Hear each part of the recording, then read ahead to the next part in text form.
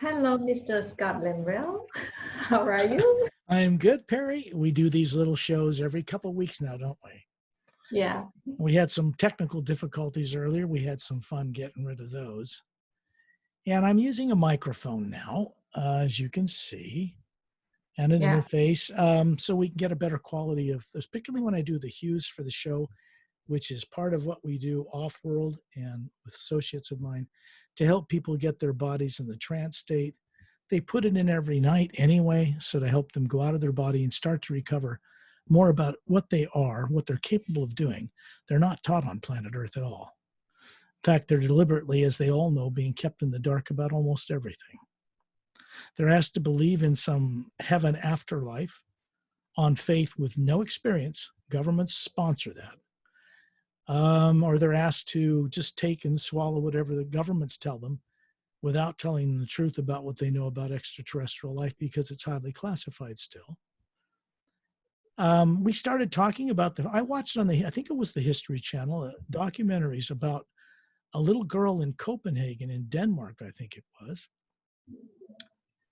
that started to sit out on a street with a sign about the dangers of global warming. And because nobody was doing it, their parents won't, governments won't.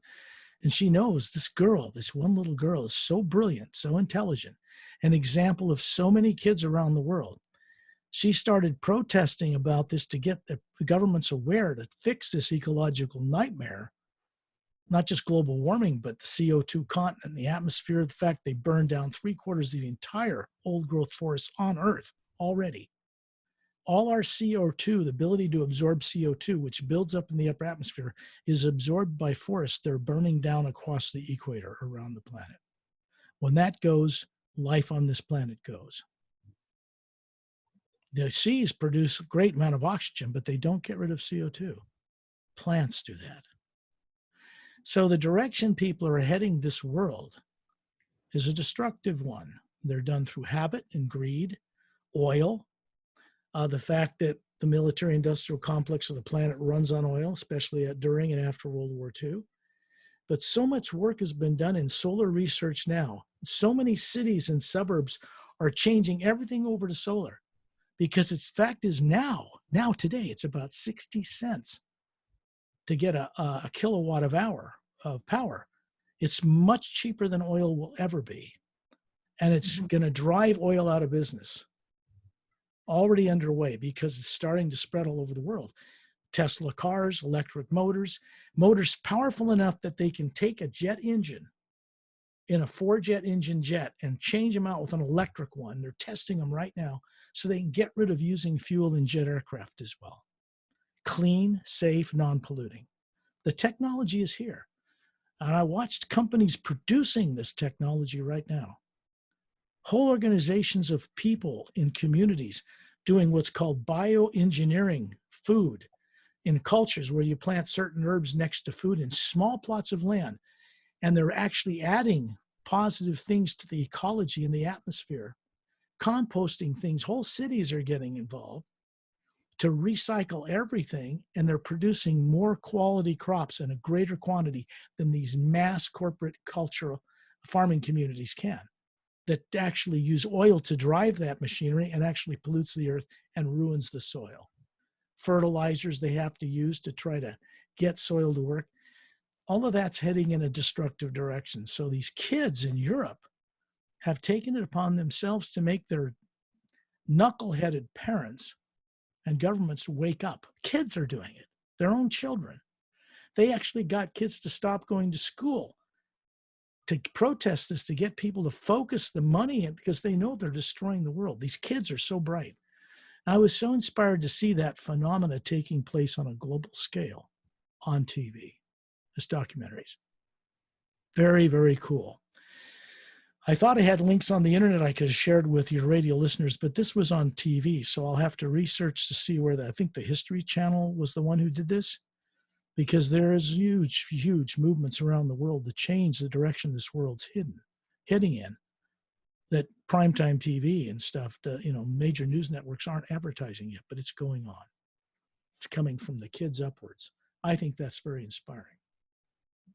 The people I work with from off planet work with children, the Atmas, when they're out of their bodies at night.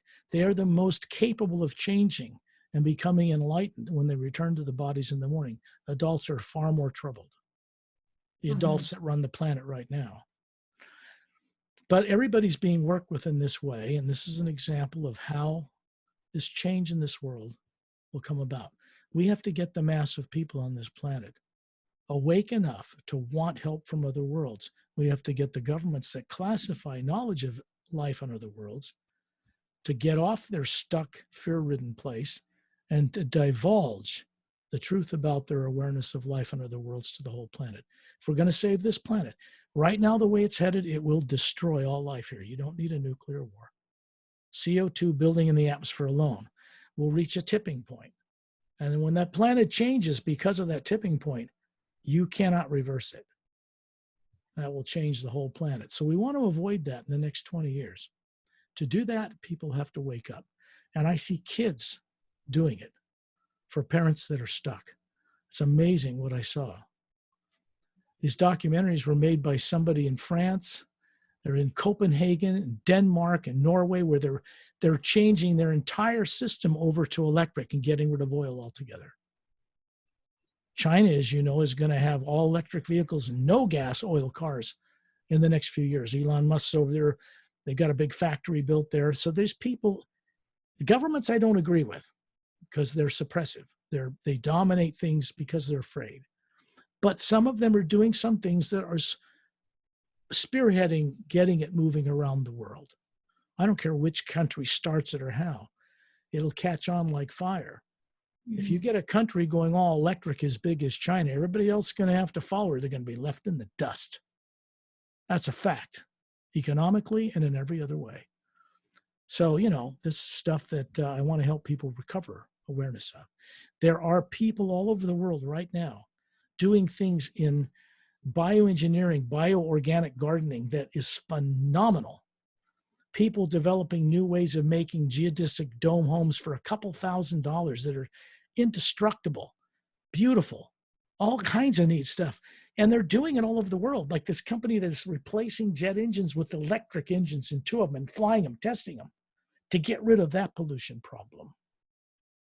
Now, I don't know about the EMF, electromagnetic frequency problem, a fan jet engine that's run by electric motors would cause, but at least the pollution problem of burning fossil fuels and ruining the atmosphere would be gone. Mm-hmm.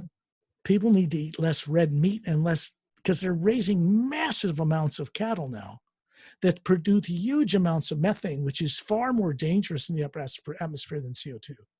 It's a huge problem. How are you going to feed 14 billion people in a few years with all that gas going up in the atmosphere? The world won't survive it. There won't be any cattle. There won't be anybody. So people need to get off this lust they have for eating flesh to such a degree. Eating animals 3 times a day, that's absurd. I don't eat any animals or seafood at all for years. I'm fine. It's brainwashing. It's nonsense.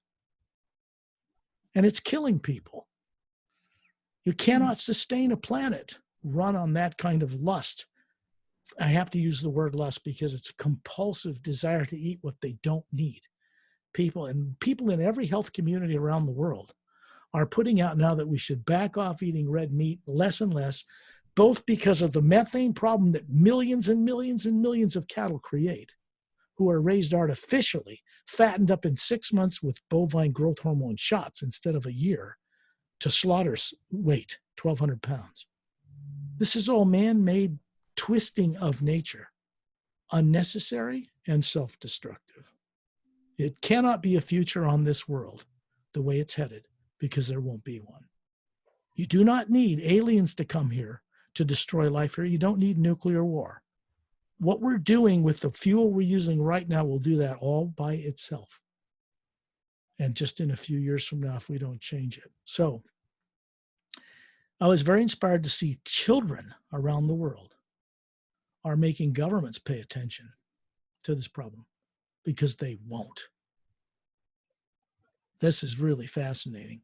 When you start to get a whole planet changing in this way for the good of all life, governments will come forward. They'll be compelled to disclose what they know, and then we can invite our friends from off-world to come here and help straighten this place out. We have to ask them consciously. It can't be forced upon us. So the few tyrant races that are out there, if you wanted them to come and help us out, well, they'd first kill off 3/4 of the people who just slaughter them and slave everybody else. We don't want that. So if you want the good guys coming down here, keeping those guys policed and away from the solar system, which they've done, then we're going to have to request their help. And it cannot be done by governments in classified areas. It has to be done by the mass of people. That's their outworld, off-world law. You can't classify things and hide things from people and expect the world to survive because it's negative. Deceit and dishonesty is destructive, always in every case. It comes under the heading of a basic law of physics. This deals with thoughts, imagination, and emotion. Every action in the physical universe creates an equal but opposite reaction. Deceit and dishonesty, lying, suppression, greed, these create negative repercussions in space-time that come back to the source of who's putting that out without fail. People blinded by accumulation for their own selfish sake at the expense of all life will destroy themselves too. They won't get away off-world somewhere in some safe base because the aliens I know, the kind beings out there, will not tolerate them doing that. Space is already occupied. I've been saying this to people since day one. Out there in the universe that people want to go play in, it's already occupied in most cases by more advanced human and other races. We aren't going to go out there and start planting all of our negativity and deceit and dishonesty out there and get a deal going with them because they won't put up with it. They don't put up with it. That's why this solar system we live in Earth is quarantined. Until we play ball right, we're not going to be given the tools and technology and enlightenment these beings are capable of sharing with us until we can utilize it wisely. It's common sense. So I wanted to share that with some of your people first. You can hear me good? This microphone is working? Good. Yeah. Okay, your Because voice. people were asking, about the hue when you sent out the hue at the end. Let's try this because I think with this new interface and microphone, we should solve some problems. First of all, people need to realize that using the internet, like on Zoom that I utilize, or any internet facility that allows you to have video and talk, is a very young, very limited technology. When I get on Zoom and do these private group sessions that I guide people out of their bodies into the upper worlds, that's not on YouTube or Facebook. It's private. We've done hundreds of those things for a few people. Because there's no money involved in those sessions, deliberately that way, the world doesn't know about it. YouTube doesn't know about it. Facebook, governments don't even. Well, governments might be looking at some of those private videos. That's good for them. Classified people, because they can tap into that, and we want them to. As far as working with a satellite and all that, that's not a problem for me. I'm not concerned about having a classified government men in black shut off this internet link to this little radio show we do. They've tried. They won't. They can't. I've made this clear many times. I'm not concerned about guys coming to my door and telling me to stop doing what I'm doing because what I'm doing is good for them and they know it. It's just very simple. Okay. So you see, I don't have enemies that I've created, whether they're the Queen of England or classified people or Bill Gates or any of these people. They're just people living in fear, subconsciously motivated, misdirecting fear they don't even know they have. Otherwise, the world would not be in this condition. I don't blame them. I know that they need to recover who they really are. You can have $10 trillion and die with nothing. You can't take it with you. You'll never be able to take any of that with you. So it makes more sense that people know what they are that isn't a physical body and how to move it around the multiverse before they die. Common sense. Who wouldn't want to know that if they could? Who wouldn't want to know where they're going to go when they die and have gone there many times before the body stops? If you could. What does that get rid of? Tyrants? suppression, subconscious drives that misdirect people, negative emotions, negative imagination. It ends all that cycle. Most people on Earth, my fellow human beings living here, create every day through a thoughtless, unconscious use of their creative imagination, both good and bad results for themselves in life. For instance, they will imagine a wonderful life for themselves and family, wanting to be successful and have lots of money, and they'll be terrified of an Armageddon, the end of the world. And they send out this emotion and this fear and apprehension and not knowing and uncertainty every day. And it goes out into this omnipresent living energy that supports the entire physical universe and other dimensions above it, which is what people call divine spirit, is a co-creator. It is not something that listens to everybody's prayers and gives them whatever they want. It is a living energy that we live and move and have our being in as the Atma, the spherical being, not the body. That is what we really are. And it, whatever we imagine in it, it will simply co-create that with us. It's completely unbiased. Good and bad, right or wrong. So most people are busy putting out two opposing forces of energy, asking this omnipresent field of energy to create both for them. And they are opposing forces that short each other out and ground people to being stuck on Earth with no memory. What we're endeavoring to do is to get that reversed on a planetary scale regarding Earth. This is already taking place out among the stars anyway. Earth is simply in the middle of what's coming this way, and it cannot be reversed by any power being on this planet. There are people in high levels of classification on this planet that know this now. And their biggest problem is, how do we disclose the truth and not get lynched? Well, they're not going to be harmed. The way this is working is to get people awake on an entire planetary scale. It isn't about revenge. People can throw revenge around every lifetime for billions of years and still come back with the same set of circumstances, going through it all over again, because they're either looking for payback in the next life for what was done to them before, or they're looking to get a big fortune because they were deprived before. And it compels people to reincarnate with no memory. It's part of the trap. It's part of the problem. Earth like this is not a normal human planet. It is not anywhere near normal. The nature on this planet is not normal either.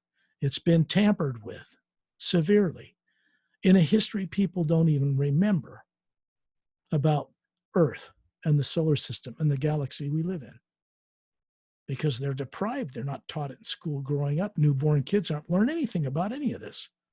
They don't even learn what the mind is or what imagination is. They think imagination is made up in their brain. It isn't. Think about this. The brain matter, the gray cells, the neurons in the brain, synapses, do not have a motion picture camera and a movie projector screen upon which people can see things. It is not designed to see anything. That's not its function. The mind that people use doesn't even exist on the physical universe that they know of. It comes from a life they're living in a dimension above here and is channeled down through the brain as it grows up and becomes an adult. The spherical nature of our being, what people call soul on Earth without knowing what it is or what it looks like or what to do with it, has a structure.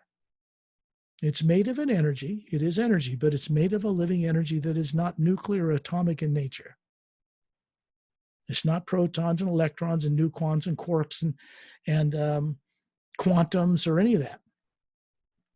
Even people in the CERN Super Collider, the Large Hadron Collider in CERN, Switzerland, know there is an energy now, right on Earth, that exists that's finer than nuclear matter behind it, that doesn't quite act like the law of physics says it should.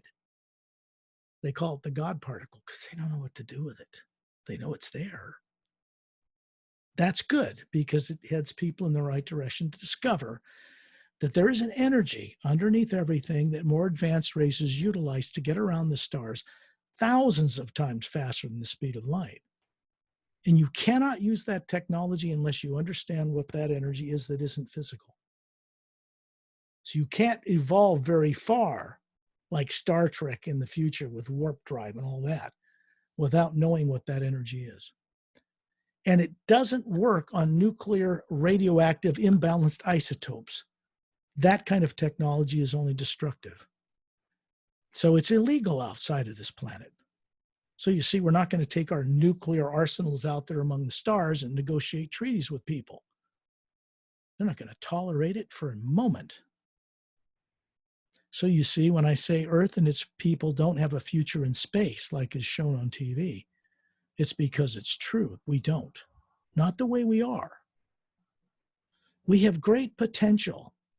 People on Earth are simply raised in ignorance, ignorant of what they are that isn't a body, what they used to know before they were born, and made to forget by something that happened to them. So all they have is faith or what governments tell them when they come here.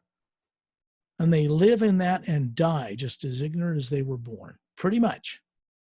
Because you can't learn very much in one lifetime about much of anything. I'll give you an example. If a writer writes about somewhere 5 million years ago in another galaxy, far, far away, and you have all this Star Wars stuff, do people really believe for an instant the guy made that up in his brain coming out of college on Earth? That's not possible. People who write will often write, they get into a kind of a trance state. They're really kind of out of their body, and they're looking and seeing into the multiverse, past time track, current time track, and other dimensions, and they're writing about stuff, either from dreams or consciously while they're typing on the computer. I know because I'm an author. They're seeing stuff in other realities, but not with the eyes. The eyes are busy looking at what's being on the computer. But their imagination, which comes from the spherical part that is not the body that runs this brain and body, that's what's seeing into the other realities. People on Earth are unconscious about this process. They still do it.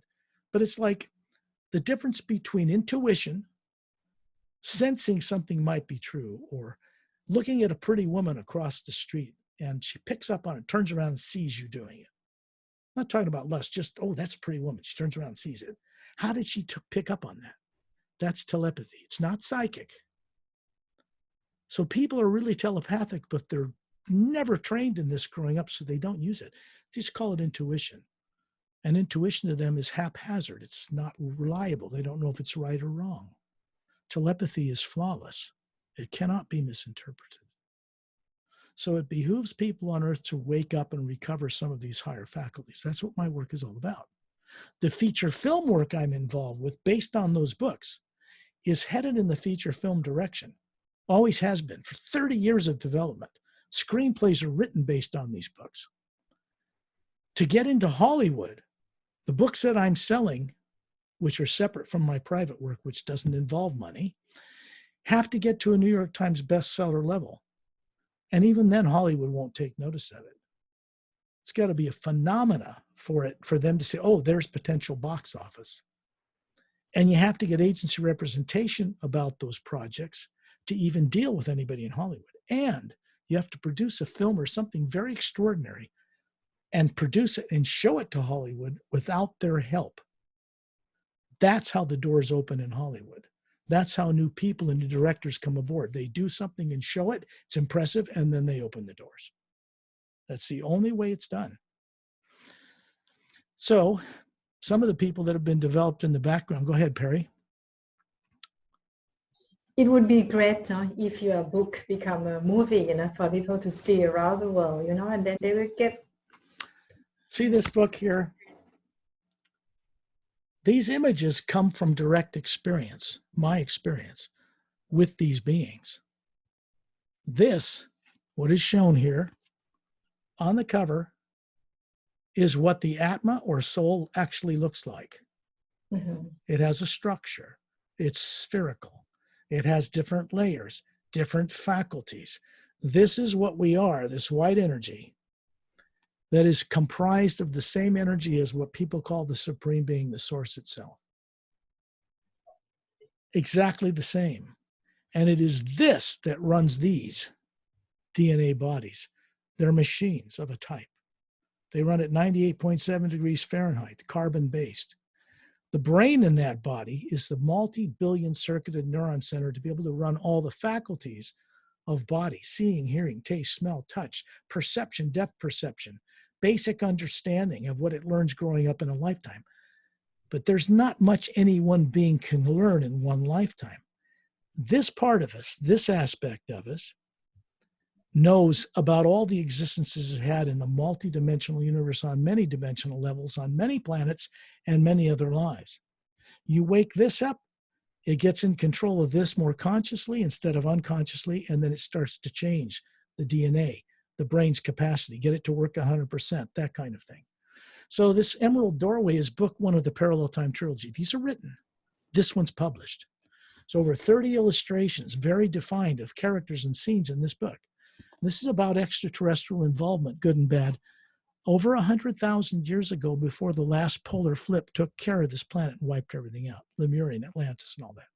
God, and the way you write about the pole shift and in this book is very good. I don't think that I can find this kind of information or the knowledge from anywhere else, really. No. Got to read this. The world, for the most part, doesn't know these books exist yet. Maybe 15, 20,000 people. I don't know what it is. It has to reach a point where it goes viral. The screenplays, there are two more books in this. The sequel to this book is called Guardians of the Ancient One. The Ancient One meaning the source behind all life. And this Ancient One here is being introduced through a portal, a dimension between the fifth dimension and physical Earth, after the poles flipped and destroyed the continent of Lemuria. And these beings are hovering on anti-gravitic disks outside of this spaceship, this captain of it, hovering in space. This is a little Dren creature. This is a guy called a Dren. He's about 3 feet long from the root of his tail to the tip of his nose, a pale green skin, dexterous hands and feet like a person, but he's silica-based. He's from a mostly water-covered world in another reality. These are part of the characters of this story, and how they come to be focused in present time on Earth, going at it for the survival or destruction of this planet behind the scenes, is about what this is for. When I get into... Those being Etta and Master Ramu, many times they go on journey with us too, right? Even now at the present time. So they still exist. Now, yeah, well, this book, this is it says across it, not for resale because it's a review book. The Ceres Agenda, on the cover, this is original art created for this book. It's not off the internet. This is a mile-long cylindrical craft from the Galactic Interdimensional Alliance of Free Worlds. And this is an organization, a vast organization of world systems centered near the center of our galactic core. This is in the ice rings that make up most of the rings of Saturn, ice. This is Saturn. It's permanently stationed there. These are scout craft, about 30 feet across, 3 semispheric pods on the bottom. They're antigravitic. They're entering the hull in the central section, not by going through an open launch door, but by changing the molecular time rate of their craft to pass through the metal hull, lower the vibration rate and land. So there are no open launch doors on this type of craft. It has a control room on this end and an identical one on the other one. It's for traveling through interdimensional doorways across vast areas of space. These are they're not all manned by human, but many of the personnel are human and humanoid from other worlds. And they're here to not only police our solar system, quarantine it to keep bad guys out now, but to help us go through a transition that people are terrified to go through. Not only knowledge of life on other worlds, but what they are that isn't physical, fear of death, all that kind of stuff.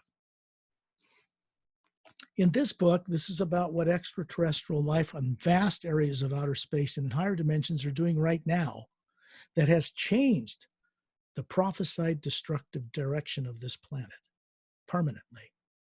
It doesn't mean we could end all life here or avoid it completely if we don't play ball, because the way the pollution's going right now on Earth, it will end life here without a nuclear war, all by itself. There are kids on Earth right now that know this, and they're trying to wake their parents up. Children who are trying to do something about this because their parents won't. In this book, at the back, are a series of very special techniques, one for the prologue and one each for each of the 29 chapters, that work with the omnipresent first sound, the energy that's, the CERN super collider that's behind everything, is a field of energy that supports and sustains physical matter, like planets circling a sun, turning on their axis to create gravitational fields, moons, suns around bigger suns, whole series of them around a galactic core, and then billions of galaxies on many dimensional levels. There are 144 parallel dimensional levels in the physical universe alone before you even get to what's called the astral. Advanced races know how to circumnavigate all that in ships. They can get out of their bodies and go to these places or take a ship there. Both. We have that capability as human beings on Earth, but people aren't brought up learning any of this. So why should they know it or be comfortable with it as adults? Well, they wouldn't, would they? So Earth needs to go through a change. The pandemic's just the beginning of compelling people to work together who otherwise will not do it. They will not. Sad statement of affairs, but extraterrestrials did not create this pandemic. Men on Earth did. People on Earth have created these problems. And collectively, we're going to have to help fix this place with the assistance, at some point, open assistance of wondrous beings from other worlds who are willing to help us do this, but not the way we are right now. If they gave us the gifts of their technology and enlightenment they are capable of sharing with us right now, people in their subconscious fear and greed and craziness would just abuse those gifts and ruin the world anyway. So we're not going to be given that stuff the way we are. Now, my view of this is that children all over the world are easier to help change and awaken when they're out of their bodies at night, and then they can help their parents change. Kind of like the J.K. Rowling Harry Potter phenomena. Kids all saw that they could be the heroes in books, not the adults. The adults were the bad guys. And then it became a phenomena, and then the parents got involved. Kind of like that, but on a much deeper and more meaningful level than just the books. You know, it's about changing a world to survive, heading it in a new direction. Bioorganic farming that produces greater quantities of better food that adds to the ecology and gets rid of CO2 at producing greater quantities than mass farming, corporate farming can do, which uses oil as a drive and pollutes the soil and ruins the earth. There are ways to correct this that are already being introduced on this planet from beings from beyond this world. And it's coming through kids and then enlightened adults. I saw some documentaries on the History Channel about this coming out of France and Copenhagen, Norway, Denmark, where they're changing their whole cultures into getting away from oil and using solar because solar's become so cheap now. It's far cheaper to put it in a place, wind and solar and all that, than oil. So the oil industry is on its way out. It's being taken over by solar and other things which have developed the ability to create much more power than they could many years ago. I think it's 64 cents a kilowatt now. It's come down to the level of what solar can do. You can't do that with oil. And there's no pollution from it. So we're heading in that direction. Electric cars, electric trucking, electric trains, electric jets. You know, there's a company taking two jet engines out of the inside of it out of a 4-engine jet and replacing with electric jet engines instead of gas, oil. And they're flying them and testing them now. It's a wave of the future where you can change out jets to not pollute the atmosphere anymore. Now, many of these companies have invested in alternative energies anyway. Saudis certainly have. We need to get it heading in this direction. One of the first things that has to happen to save this planet's life is to mandatorily stop all burning of the tropical rainforests around the planet. 3/4 of them are already gone. That is the way we get rid of CO2 in the upper atmosphere. It has to be absorbed in plants. You kill off that plant life, you kill off you. All of us. There's no way to correct that after that. The oceans can produce oxygen, but they won't get rid of CO2. So this is something people need to wake up about and really understand while there's time. The kind beings from other worlds are willing to help us go through this transition, but they're not going to simply dump it on a bunch of spoiled children who will just abuse it into the dirt and ruin their planet anyway, the way they are. That's not going to happen that way. Things can happen that are very unexpected that get these people in power to change their consciousness for their own sake. That's where we're headed. That being said, let's go on a little journey. Practical example of how individuals on Earth can become aware of what the correct use of the creative imagination is, what it's for. People don't make up this stuff in their brain they grew up with. How can you imagine being on another planet and writing about TV series and film series about other aliens and things when you didn't learn it in school in this brain in the first place? So where does it come from? People don't think about, they don't stop and reason about this thing. It's common sense.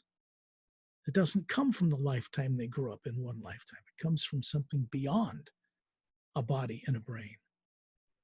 It's telepathically linked to the omnipresent energy that supports the whole creation. And we tap into it. People on Earth do it unconsciously for the most part. People on other worlds do it quite consciously. There is a difference, a big one. So we go on these journeys. I work with the hue, first half of the word human, because it is not patented, copyrighted, possessed, controlled, owned, or manipulated, nor can it be by any power on this earth. It didn't originate on Earth. It didn't originate in the Milky Way galaxy. It didn't originate in the lower dimensions of time and space.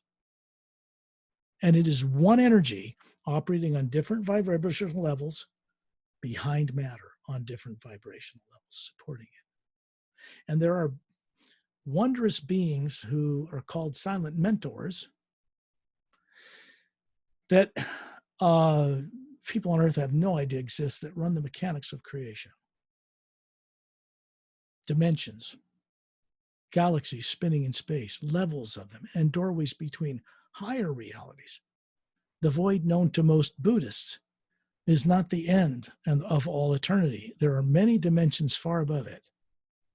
And if you don't know that, and you can't imagine getting there, you will never get there. Because imagination properly utilized is how we travel. Out of bodies, when you die, when you get reborn, or while you're alive, if you're very, very fortunate to know how to do that. So I work with people to get them in the dream state they go into every night anyway, the sleep state. You could call it a trance state, not meaning hypnotic, but rather the body goes on automatic. You, the being, like an expert, know how to put that body on automatic every night, unconsciously. But still, beings know how to do this, a complex process that involves triggering the pineal gland in the center of the brain to release serotonin, make melatonin, puts you to sleep. It runs the heart rate and bloodstream and everything and breathing while you're gone every single night. People on Earth are not brought up to bring back any importance about dreams or to know how to bring back information to the brain that doesn't have it when they return to the body in the morning. So they're unconscious about all of it and in fear. Fear of who they are, fear of life outside of Earth, fear of death, fear of this, fear of that, because they have lost the ability. They think they've lost the ability to know what they are that cannot be killed, that could never be destroyed even by a nuclear bomb placed underneath it and set off. Wouldn't hurt an Atma, the spherical form of us, at all. Bodies, yes. Atmas, no. So this first sound, this first half of the world human, when sung or said silently inside, sets up a vibration. It's like triggering a doorway through the pineal gland, connecting to this omnipresent energy that underlies everything, telepathically linking to it, and then you imagine it what you want it to do for you. And it will do either good and bad, or trap you in unconsciousness on a body, if that's what you believe in. It's completely unbiased. Our job is to gain mastery over knowing how to utilize the creative imagination, what we imagine things with, for only uplifting, benevolent reasons for all life, not just life on Earth, life on all the dimensions of the entire multidimensional creation. And we're meant to understand and know this life. We are meant to comprehend the source behind all life, because we're comprised of exactly the same energy as it, like a drop of water out of an ocean of it. We have the same capabilities of creation and knowing that it does on a smaller scale because we're connected to it. When people begin to recover awareness of this fact, their life changes dramatically, and the life around them, how they perceive life, changes dramatically. When a person drops fear, like the lead brick of an artificially created emotion misdirecting program that it is, life changes completely. Get rid of fear and you'll never have to get rid of anything ever again in the entire existence. Fear is the only thing that keeps people from knowing who they are, what they knew before they were born here, and what their reason for existing really is all about. And that purpose is to consciously be a trustworthy co-creator of new ways of doing things for the benefit of all life with the source itself. That's why we exist. Even human beings on Earth, they just don't know it. They're terrified of all that. So, tyrants have kept people down, not just on Earth, by getting them to believe in a devil and hell, and if you don't do it my way, you're going to this bad place. Tyrant kings controlling priestcraft on Earth created that, all of it, to keep people subjugated. And those influences came from other worlds. Kings and kingdoms and royalty was not invented on planet Earth in the first place. It was imported to this world. Human beings never evolved on this planet in the first place. Ever. No race represented on this planet originated here. Human beings evolved out in the galaxies and other worlds a long time ago in this form. So you're never going to find a missing bone or link in Cro-Magnon, Neanderthal man on this planet and figure any of it out. It's all theory. You won't find it on Earth because it doesn't exist on Earth in the first place. That's how much people have been made to forget here. The only reason I'm sharing it on this radio show with you is because I know they're capable of recalling it under the right circumstances. I've done it against all odds. I'm here to share with other people that they're capable of it as well. And I can demonstrate how we do this. So they get an understanding, a real experiential understanding of what the process is like, because it's not like they think it is. When we go out of our bodies during one of these shows, the body goes to sleep. The being's aware of the body, or not, depending how focused it is, and it's aware of its surroundings if a truck goes by, but it's also aware of seeing into the multiverse and experiencing something profoundly beyond what they've learned in this life. And they bring more of that back to that brain through the pineal gland doorway and download it into this consciousness that never had it growing up. That's how enlightenment works. You got to bring it here. It's not about ascending there. Ascension has to do with recovering the awareness of who you are that still resides in the center of creation, many dimensions far above the void, and has never left there. Multi-dimensional capability to run bodies on different planes, to learn how to co-create with the source is the reason we exist. I've just stated it on the air. That is the purpose for existing as a soul. People have no idea that's true. Yet they create new things all the time, some good, some bad, some polluting, not. They're always creating. But on such a tiny scale, it becomes self-destructive ultimately, because they're not doing it for the good of all life in the entire creation, like they should be. To do that, you have to be aware of what life is that exists out in the multiverse and other worlds and other realities. The Atma, like that picture you have back there, can understand that. The brain in one lifetime cannot. It's a machine. People run it so that tactile sensation of taste, smell, sight, sound, feeling, depth, perception, all that can be picked up from molecules that make this body up that vibrate at the same time rate as the plane of molecules around it. So it can gain experience what it's like to run a body on a physical planet as far down the scale of dimension as Earth is. and transmit that back to this. And it's supposed to get experience and insight from that to take back to the source, to download it, to figure out new ways of creating the universe better than it's ever been. For instance, how do you get rid of the failed experiment of evil in the lower dimensions of time and space? It runs on automatic, the law of physics, or laws of physics. And so no one's been able to change the way good and bad has happened here for eons, eternity, billions of years. But that's changing. There's an energy running through the lower dimensions from the upper worlds now that's designed to change it permanently, retire it like the dinosaur, because something far more profound that works is being brought to take its place. We are capable of co-creating with that direction, even people on Earth.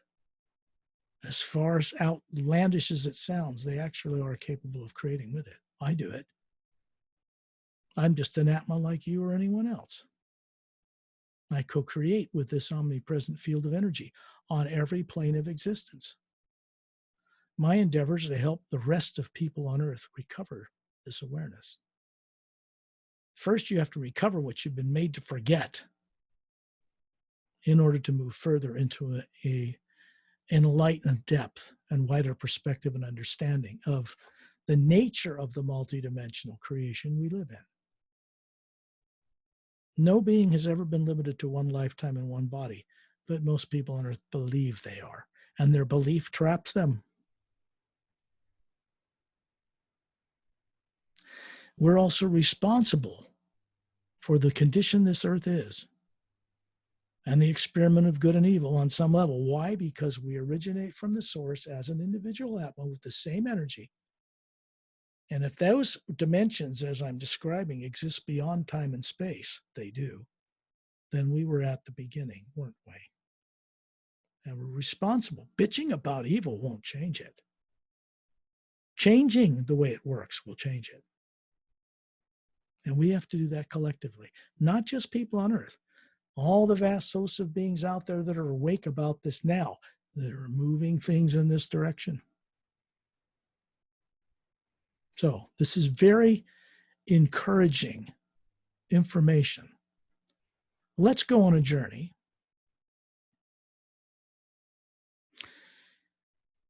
The reason I take so much time to do this before we go on a journey is because people are not aware, prepared. They need to know at least the basics of what this is about and why we work with it the way we do, so it can be beneficial and uplifting for them. Imagine someone you love and respect, you're grateful they're in your life, person, place, or thing, but genuine. Can be a child's smile, a hummingbird, a beautiful waterfall. It could be anything. Some spiritual master or religious figure you trust or love. It doesn't matter as long as it's genuine. It makes you smile inside when I think of my little cat Starlight and I glow inside. I'm just there instantly. He's not even human, but he is an Atma running a cat body, and I know this. When you imagine something, such as in daydreaming, say you're in school or you're a kid and you're daydreaming about being off somewhere else other than in a boring classroom or whatever it is that's going on, you want to be somewhere else. You can see what the teacher's doing, perhaps hear it, but you're visualizing being somewhere else. The brain does not do that. With the eyes open, say in a classroom, the brain and awareness of the individual form, body, is aware of what's going on in the classroom, the sounds, can look out the window, see a parking lot, see the trees, the playground, but they're imagining being on a ski trip or in the mountains or somewhere else. Some people imagine being on other worlds. And when they're doing that, they're actually doing it, but they're not aware they're doing it because they're misdirected from birth, from fellow beings on Earth who are misdirected to believe that the imagination is fantasy made up in their brain, which of course is absurd. The brain doesn't imagine anything. It's not designed to do that. It's not its function. The being running the brain and the body is what does this. Imagine being a sphere of light in a spherical shape above your body, hovering above it near the ceiling, looking down kindly. You can see your body with eyes closed if you're working with this. And you can see that it's peaceful, heart's working, everything's breathing, but it's really asleep. And this means that under this particular type of circumstance, hearing my voice, it is a telepathic connection between me and the friends I work with that are very advanced from other worlds and other planes for the benefit of all life on Earth. And they help this body go to sleep while you remain aware. There's a difference in this process than just going asleep unconsciously by identifying with the body, because many people mistakenly believe they are a physical body. So when it goes to sleep at night, they just kind of go unconscious. They do go out of the body and go places, but they've never been trained to bring back awareness of where it is they go or what they do. And that's the only problem. I begin to send out the first half of the word human, human, woman, child, because this frequency was set up before the lower worlds of time and space were created. And I do it in successively higher tones because, whether you know it or not, everyone is running a different physical form in a different heaven, so to speak, above the physical life, and they've been made to forget all about this. Some people refer to the next major division of dimension as the astral plane. All emotion that you feel and experience comes from the life you're living there. It's transmitted through the brain, through the pineal gland, to the body you grew up with. And you're responsible for the bodies living on different planes in the lower dimensions of time and space, whether you've forgotten them or not. So it gets those bodies going to sleep. Why? So that the Atma, the spherical you, the real you, can go on a journey with me and recover a great deal. I'll begin those tones now. You.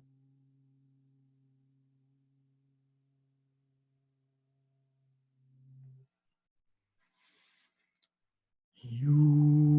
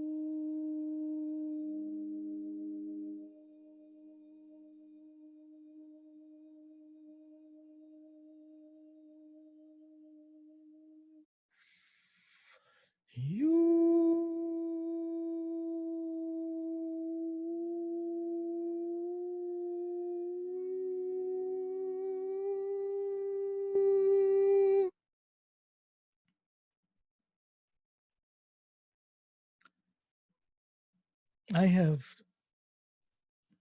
developed or worked with over time the ability to speak or use the body while it is in the sleep state, just like all of you. I remain conscious as a spherical being running this body, usually above it. I am operating in an energy field that is not nuclear or atomic in nature. It is not molecules or protons or electrons or neutrons or quantums or any of that. And it is an energy that exists in the dimensions far above the void known to certain esoteric groups on Earth. It is also a one energy, a living conscious energy that exists throughout the multidimensional creation. From realities above the void, which is a barrier between the upper pure positive worlds and the lower worlds of time and space, and the dimensions and galaxies and all of that. And it exists on different vibrational levels to support matter made of molecules that vibrate on different dimensional levels, parallel dimensions, if you will, within each major division. That is in the lower worlds of time and space.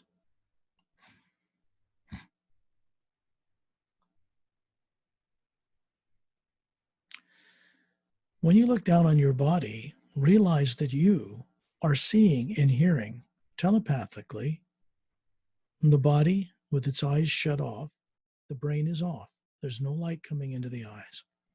If your eyes are shut, then you're not seeing what's around you, but you're seeing and hearing what I'm sharing with you to imagine. And it's you that's imagining it, being above your own body.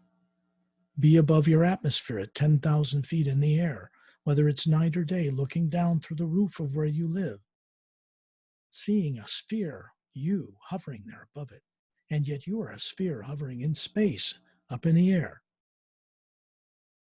Be in outer space, in the void of space, up above planet Earth like the space shuttle, looking down on the world with the polar ice caps, the oceans, the land masses, the barren crater-marked moon that doesn't turn on its axis and revolves around this Earth, always showing us the same face, and the sun off in the distance. As the Atma hovering up here in space, Perry's here and I'm there, my dear friend Ambassador Torellian of the Say-Rays human race, not from Earth, not even from our galaxy, is there to act as a focal point, a place for us to concentrate our attention so we don't get lost in the vastness of it all and not accomplish anything productive. When you look at this black void of space you see in a Hubble telescope time-lapse photography of galaxies and other nebulae out in space, you see color and depth and texture and light that human eyes are not capable of seeing because they see a very limited perspective or frequency set of light. Infrared, ultraviolet, X-ray, all these other things that actually are physical light can be seen by instrumentation from Earth or certainly by the Atma itself.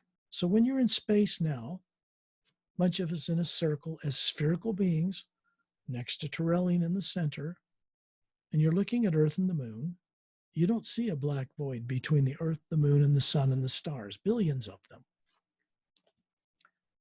You see a white golden light filling the void of space, literally radiant in it. The void of space is not void, except it doesn't have oxygen, but it's packed full of energy. And that energy literally supports the whirling masses in it that create gravitational fields and momentum, like a moon circling an Earth, and an Earth circling a sun, and a sun circling greater parent suns or central suns, and then all around a mass, around a huge vortex, interdimensional vortex at the center of each galaxy. There are beings who actually mechanically sustain such creations. so we can create in them. Here in space, when you see this light, this white golden light, you can hear a sound associated with it. This is a sound human ears can't hear. It is a sound the Atma can hear, louder and more real than any sound you'll ever hear on Earth. It sounds like millions of men's and women's voices in perfect vocal cords singing the hue on multidimensional levels. It's breathtakingly beautiful. And then it becomes one whole round sound emanating all around you, pleasant and uplifting.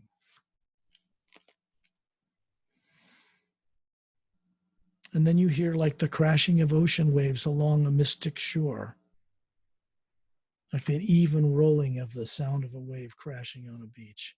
And behind it, millions of bees, subtle, not disturbing, pleasant, humming.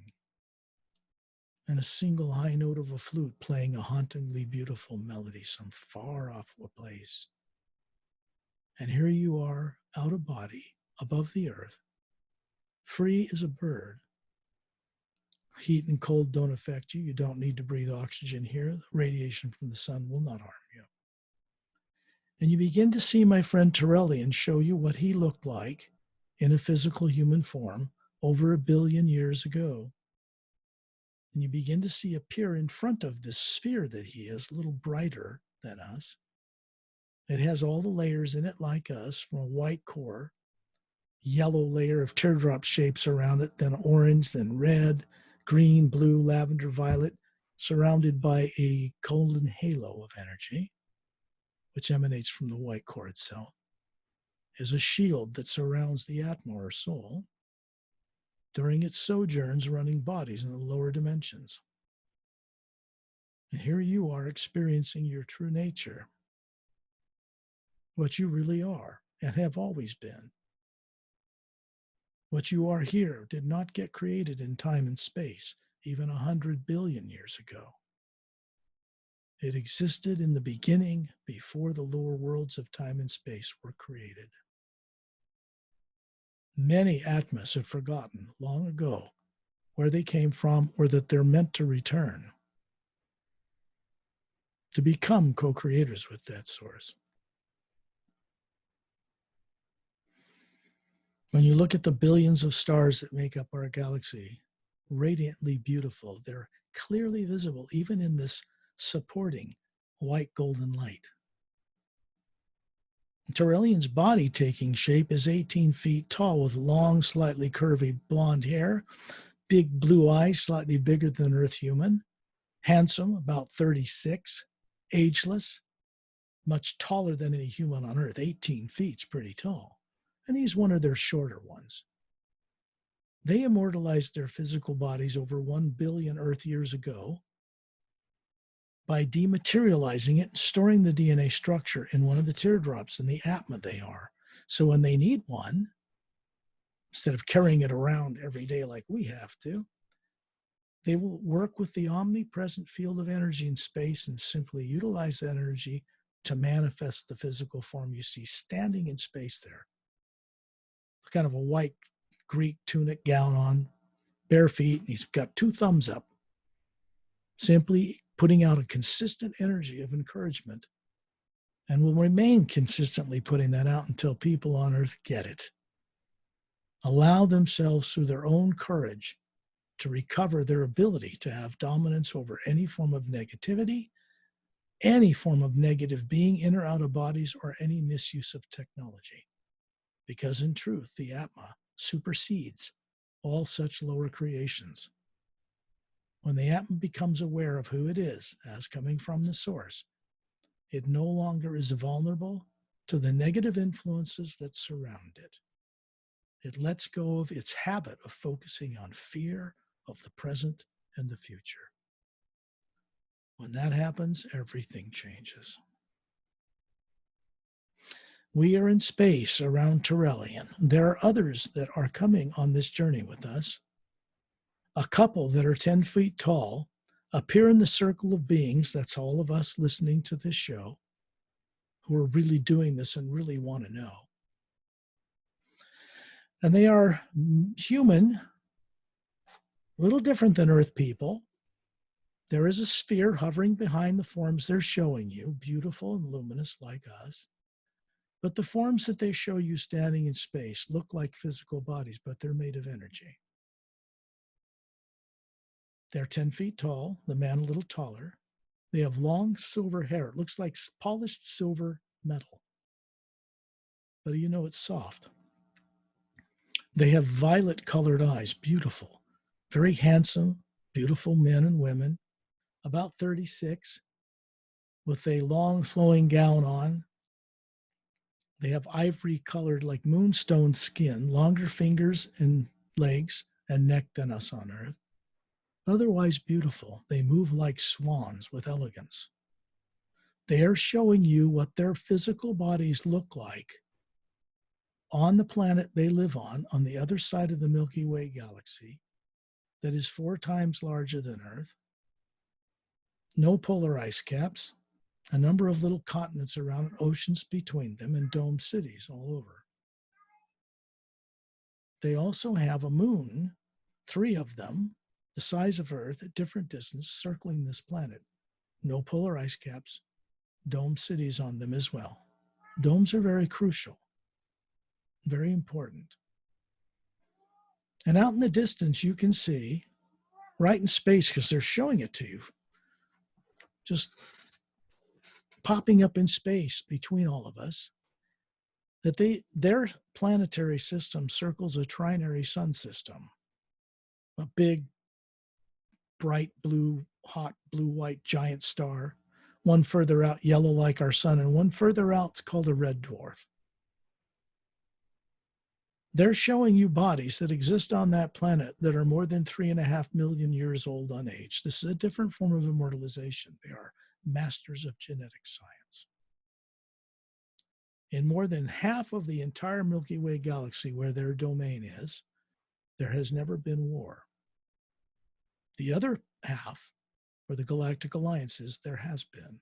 The last Great War ended 500,000 years ago, and it's been a Cold War going on ever since, between a few tyrant spacefaring races, spacefaring, and the majority of benevolent races that work in harmony together. This is what's out there. Earth in its present culture and state of consciousness is not going to be allowed to play among the stars the way we are. We're being invited to, but only if we meet certain criteria and if we change. Dishonesty and deception has to go away for good, or we will not be allowed to go outside this solar system to any degree, and will be quarantined on this planet until we are trustworthy enough to be given what they're willing to give us. And it won't cost any money either.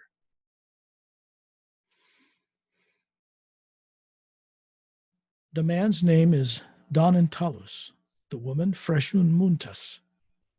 Almost Egyptian sounding, isn't it?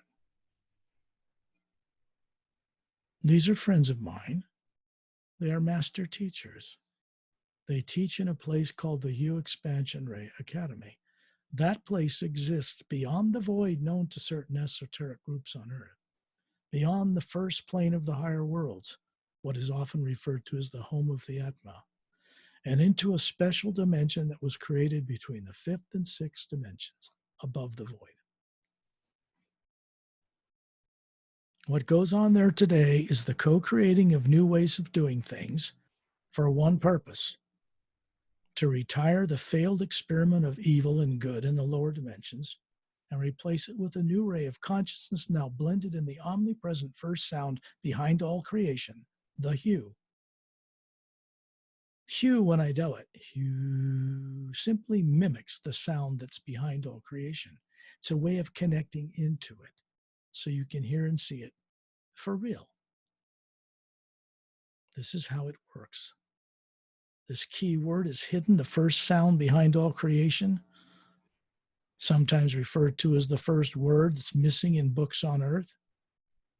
It is pure. It cannot be manipulated. Tyrants can't control it, but it supports all. And it is going through a change for the first time. It is moving in a new direction instead of destroying the lower dimensions of time and space, which has been done several times before. Everything is in place, built, constructed, working. Now, the beings operating in it need to recover their purpose for existing, what they're capable of, and all they've been made to forget. This is why, and the only reason why I do this work and why I came to this planet, to help spearhead and carry forward this great change. I'm very grateful and humble to be able to carry forward some small part of this great movement. The direction the world is headed now is an entirely unexpected from what past prophecies have said thousands of years ago about its annihilation. Yes, it could be annihilated and all life could cease to exist here, just with the pollution and misuse of ecology and environment that's going on by people right now without needing a nuclear war to do it. It's imperative that people begin to become aware of this on Earth. It starts with children all over the planet because they're the most receptive to see and know things again. And then they insist their parents pay attention. This is a good thing. It's meant for the good of all life. It's meant that tyrant leaders that run the world today, who self-righteously think maybe they're not tyrants, but they know they are, have a change in heart and begin to work in the right direction with all the wealth they've hoarded to save themselves. Because they're not going to be allowed to escape to other worlds while the rest of us perish. That is something that has been perfectly made clear to them. Talking about classified military and off-world space programs and all of that. This isn't about harming anyone. It's not about vindictive revenge. It's about changing consciousness on a planetary scale so a planet can step up and take its place among the stars. This requires a great change in consciousness. Okay, we are in space, hovering in space around Turelian.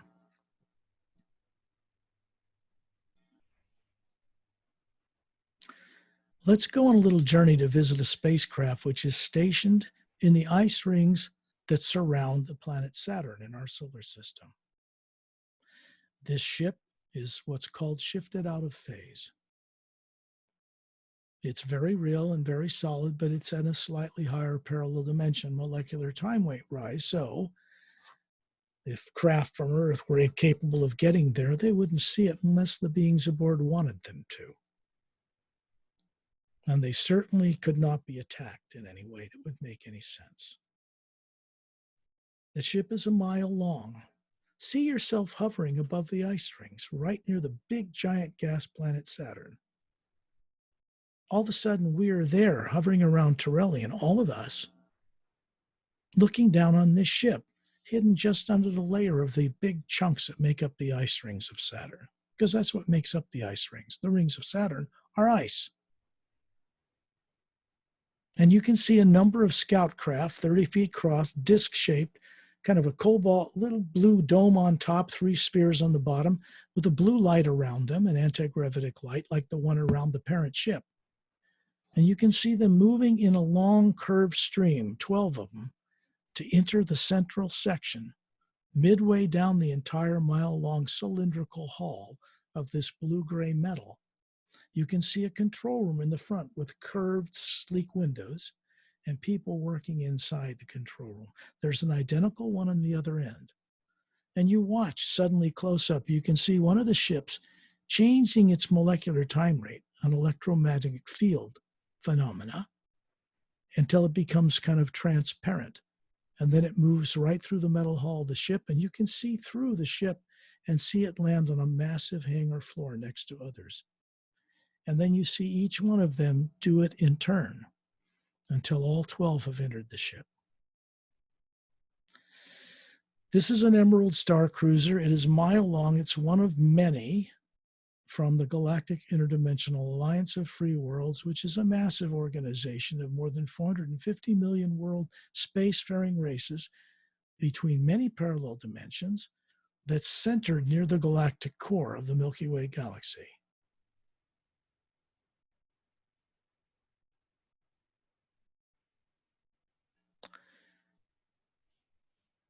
This mile-long vessel has a control room identical on each end. It's for going through interdimensional doorways either way.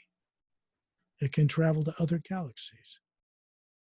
It's permanently stationed here as part of a quarantine of the entire solar system for our own protection. Tyrant beings, whether reptilian or greys or anything else that used to be here hanging around, have been sent away, not by people on Earth. This is 20 plus years ago now, so people in the UFO and disclosure communities are operating well behind the current time. There are no more little abductions by little gray guys taking place, and there hasn't been for quite some time. And yet people continue to run the direction of this world into the ground out of subconsciously programmed fear that misdirects correct decision making on a daily basis.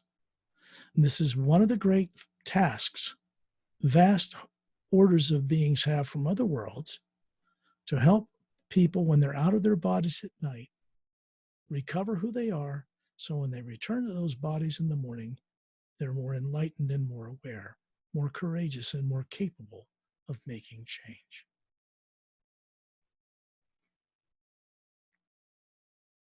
You're going to see us, Tyrellian first, and then all of us, including Perry and myself, even my little cat Starlight, who is an Atma that looks like us. He runs a cat body on Earth, but he's actually an Atma. Is here with me, goes with me on many journeys, is a dear friend. Understanding this about the Atmas that run animal bodies changes consciousness in quite a dramatic way. We are required to understand and know about all life and the vast nature of the grand multidimensional universe in order to have what you would call freedom as a being and the trust that goes with it. The use of higher faculties and consciousness awareness of them requires that we only use the creative imagination in uplifting new ways for the benefit of all life. And to do this properly, we have to know what all life is on those other worlds. The real you, the Atma, the spherical you, soul, is capable of knowing this.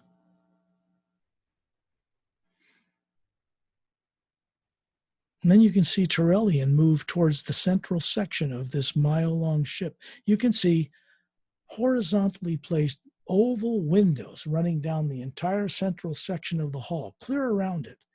And you can see human and humanoid beings standing near the windows looking at us or moving around inside.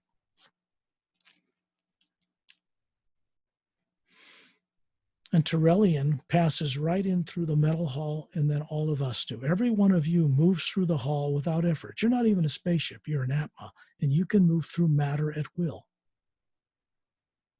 And you find that you're hovering above a plush blue carpet in a long room, 60 feet high and hundreds of feet long. And you're looking out the side of one of these oval windows, and there's another one next to it about 6 feet apart. And you can see the ice rings of Saturn, the gas giant, in the distance. And you look around you and you see blue glass topped tables, oval tables, and white egg-shaped chairs with blue cushions, and people sitting in them, and people standing. Different Galactic Alliance personnel aboard this ship, many of them human, some with snake-like skin, or red, or violet, or green eyes, some bald, but humanoid, bipedal. And they're sitting there looking at all of us who have come to visit. These are telepathic beings. If you look closely at the forms they're presenting, you'll see a spherical atma hovering above those bodies. And it is that that is in communication with us. They are telepathic. So you're going to find each one of you on this journey, one of these kind beings, men or women, will walk up to you, place a right hand over their heart and slightly nod, and then you'll hear them talk with you inside your being. And each one of them will have something important to say to each one of you on this journey. That is between you and that being. Understand that these beings that have approached you are not only Galactic Alliance personnel, but master teachers as well. Highly trained. And if you ask it of them, they can help you recover more of who you are and know more about the nature of yourself and the multi-universe, multi-dimensional, every night when you're out of your body, so that when you come back to that body in the morning, you'll have the ability to know and see more. This journey for this radio show is for a grounded perspective of what we are in the physical universe, out in space, in one of our own planets in our solar system, on a ship from far away in Galactic Alliance territory. But the beings that are on it know how to leave their bodies at will, know what they are, do not have subconscious minds at all. People on Earth have an artificially created subconscious domain into which programs of a fear-based negative nature can be implanted to misdirect them. These beings can help you be free of such things. You have to be courageous and conscious enough to ask. They are not tyrants. They are telling all of you, and this is coming from the commander and his wife of this ship, standing up from a blue glass table, that you will have a certain protection in the hue as you work with it, that you will each experience for yourself. It is uplifting, and it can shield you from negative influences around you on Earth in daily life, if you're aware enough to utilize it. Right at the point when you first start to feel the hair stand up on the back of your head, or your hair stand up, goose pimples on your arms, or feeling a presence that doesn't feel right. If you go into the hue right at that moment, those things will vanish from your experience. And this places you in control, not beings out in the world around you. And when you do this, an energy comes through you that is beneficial to you and to all life on Earth. I'm simply telling all of you what they're saying telepathically. You can see Torellian standing up in this 60-foot high chamber, 18 feet tall, bends down and just touches his forefinger to the palm of this man and woman, just as a courtesy. He could make his body shorter, 6 feet tall if he wanted to, but he likes to be in the form, when he presents a physical form, that's natural to his original nature, when he was physical.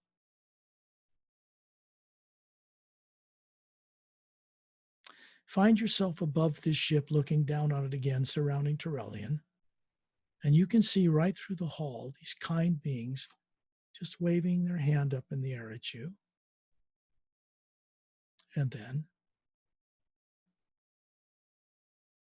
when you look up, you see a vortex begin to spiral open around a blue, radiant, bright cobalt blue star, right in space above Saturn. And it spirals open like the eye of a camera, and there are millions of little blue stars circling in an opening that moves upward. And it becomes a blue-green, upward spiraling vortex with the sound of the hue coming off of it that looks like water, but it's luminous light. And all of us, as spheres, around Torellian and myself and Perry, are moving up into this opening. In an instant, we find ourselves moving upward at tremendous speed, looking through the transparent walls of this energy field. And you can see levels of millions of galaxies passing below you, and then another higher level, and another, and another. And suddenly we come out the other end and we're in a pale blue luminous void. There doesn't appear to be anything of any material nature or structure in this energy. It goes on forever in every direction. When you look down, you can see this vortex tunnel we came up through close and vanish. In the distance, you can see way off what looks like a white sandy beach, luminous and glowing, and then it grows as we approach it until it stretches out straight as an arrow in each direction as far as you can see. And we're suddenly stopped in front of this luminous white beach. And there is jungle trees in front of us made of crystalline things growing. And out of these trees comes these birds that have long V-shaped split tails, rainbow-colored bodies, evenly blended down the spectrum of light. They're just beautiful. Big bulbous blue eyes and a beak, and a twin sets of bird wings too.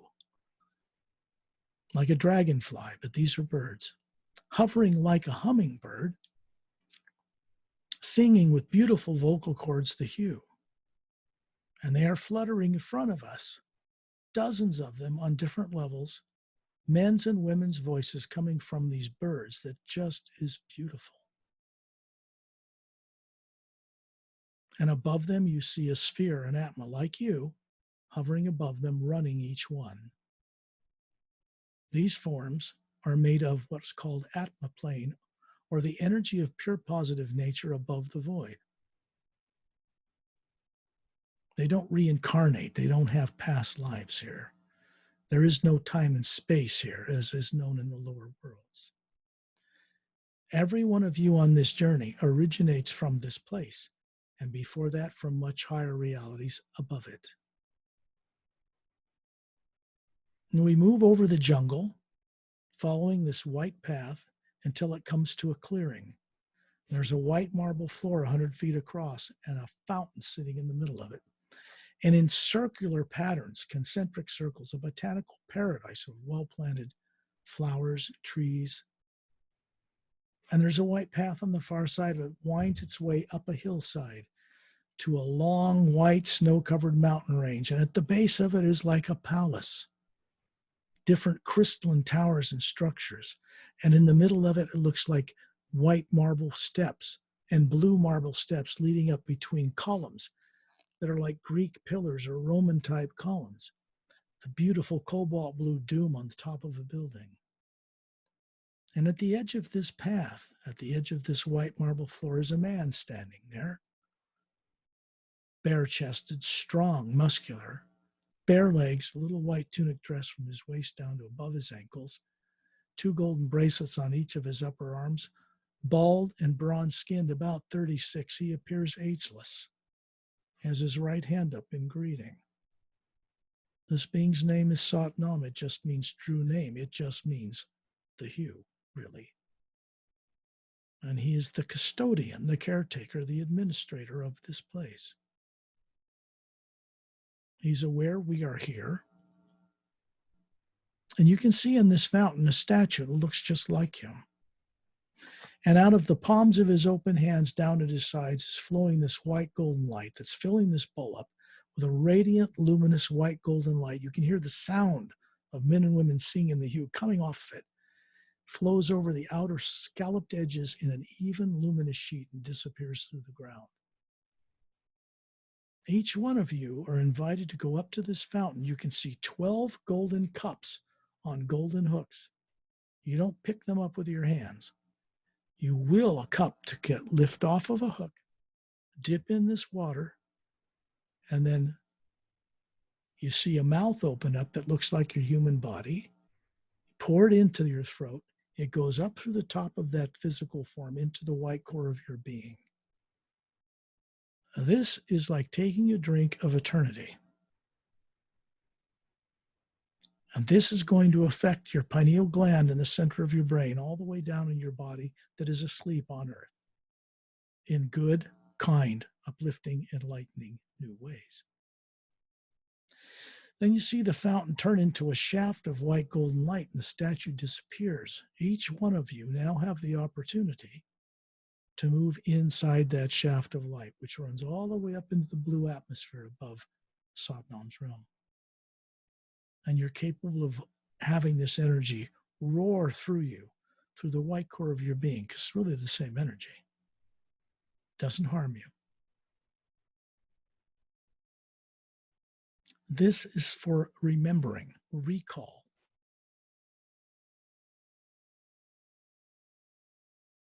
There are many realities above this. The Hue Expansion Ray Academy we've gone to on occasion is up higher between the 6th major division and the 5th. We are not going there tonight. This is enough. Then you look down below your feet and you see a vortex open up right through the ground. And down below you can see us hovering above Earth with a barren moon.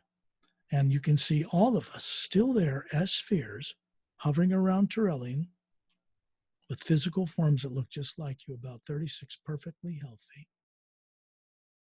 And you're looking at the Earth with polar ice caps and a barren moon. And then you're hovering above your body near the ceiling, carrying the memory and experience of this journey and downloading into the pineal gland and carefully, gently, through the brain cells, turning on more of use of higher faculties. It's said people on Earth use 6 to 10% of the brain that's already fully developed. That makes no sense. So it begins to turn on more of that in a conscious way. And then it moves through the atoms of your body and out into the world for your benefit and for the benefit of others. And then when you're ready, open your eyes wherever you are on Earth, having gone through this journey with us on this show.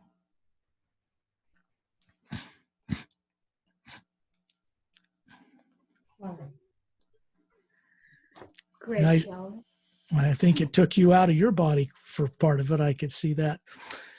Yeah, and I want everybody to know, too, that when I do this, I'm also on the journey. My body is simply a conduit, not for another being, but for me as the sphere running it. So I can have it in the sleep state and go on this journey with other people and serve as a kind of guide to help them recover the ability to imagine far more expansively in a joyful, wondrous, childlike way than they've ever been brought up on Earth to know how to do, because they haven't been taught any of this. So it's new for a lot of people. There'll be other journeys. And I want to wish all your listeners the great goodwill. Remember, if they want to get this book, Amazon or iTunes or an ebook or whatever, go to paralleltime.com, just like the two words are spelled, Paralleltime. That's my website. Go to the link under this video, Scott. Right. The links are there that go right to the trustworthy online retailers. Okay, I have to sell these books because if I didn't work with those organizations, as greedy as they are, these books would not be available. This is like an interdimensional doorway, a roadmap. The techniques in the back that I described earlier work with the hue. They're applied to each of the prologue and all the chapters for the benefit of the reader so they can start to get more experience. And then the first book of the Parallel Time trilogy also, these are original art. They are not off the internet. When you see the back of here, you see this guy named Mark Sandfield jumping out of the way of a beam that's meant to kill him from these black figures. This tree is being, a section of it blown away, and this is a ship that's beaming him aboard. He's on a solo camping trip in the High Sierra Mountains in California. Real people were utilized to make this art, real actors. So you're going to find that everything about this, these scenes and these characters come from the adventures, from my own direct experience in revealing this to others. I hope that helps everybody. I'm sure it will, if they wanted to. These earphones once they read the book and go on a journey, they will have their own experience too.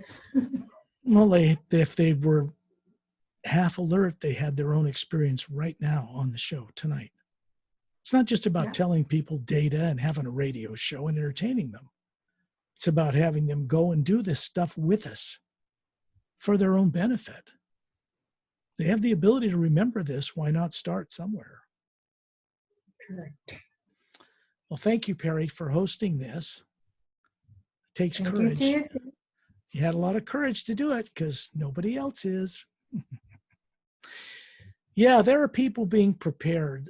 One has come out of the woodwork already and then did all he could. There's someone being prepared to fund what I'm doing out there in the world. Well, quite well to do, but people that are having a change in consciousness because these books are designed to screenplays. And one of the first projects that I am needing to produce and direct is, as a directorial debut, is a project called Parallel Time, the short movie. Like Parallel Time is my website. It has elements from the Emerald Doorway, the little Etta creature, and other characters in it. So it'll be one of the first things we do. And that's upcoming. So I might as well put that out in the world and let people have fun with it. It would be great, Scott, if all of us can be part of these changes too, you know. Well, that's what we're all in this together. Expect unexpected things on this planet because they're surely coming our way. And I don't mean that in any negative way at all. But things that are happening now are going to compel people to work together in ways they never dreamed of and that they wouldn't otherwise do without something happening that unexpectedly changes the destructive direction of this world. So I'll stop the recording then for the show from my end. Thank you so much to Good night, everybody.